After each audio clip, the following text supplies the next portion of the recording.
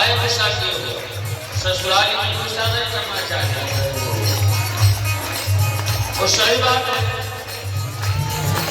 कोई कितना भी ससुराल से गुस्सा किया हो, कितना भी क्रोध किया हो, और ससुराल में जाए और उसकी साली बड़ी हो और एक बार खाली तो है कि ये चीज आ रही है, वो आदमी खुश हो जाता है। एक उसमें 3 जी लगा है, मास्टर साहब 3 जी लगा है, समझ लीजिए। एक बार कर दिए जी जा जी, तो लगता है कि हम स्वर्ग में आ गए। लेकिन पहले जीजा जी होता था, अब थोड़ा सा जमाना बदल गया। अब जीजा जी नहीं कहते, क्या कहते हैं जी जू, एक जी खत्म हो गया। भैया करे ससुराल में गाली सुनना पड़ेगा। आप चिंता ना करो, अपने पिताजी को हम समझाएंगे। भैया कह रहे हैं बाबूजी से कह के तो आके बोलाई, ओही जगया में फिरेगा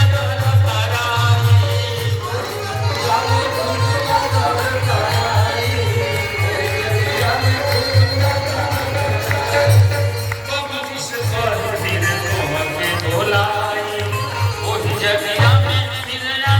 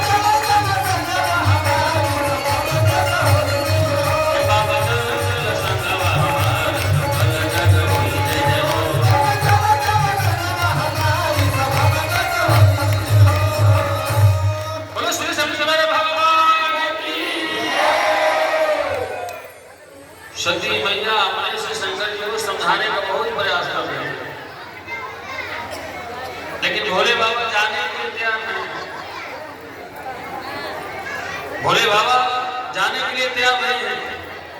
सती मैया नहीं मानी, शंकर जी को प्रणाम करके अपने पिताजी के घर जाने के लिए तैयार हो जाती है। भगवान शंकर अपने कुछ गणों को साथ भेज देते हैं स्त्री के सम्मान के लिए। श्री सुखदेव जी कहते हैं परीक्षित जी महाराज सती जाती है, सती को न आने से अगर कोई व्यक्ति दुखी था तो वो सती की माता जी थी। बेटी का मायका में तब तक ही सबसे ज्यादा सम्मान होता है जब तक उसके माता जी जिंदा है। माँ है तभी मायका है, माँ नहीं है तो फिर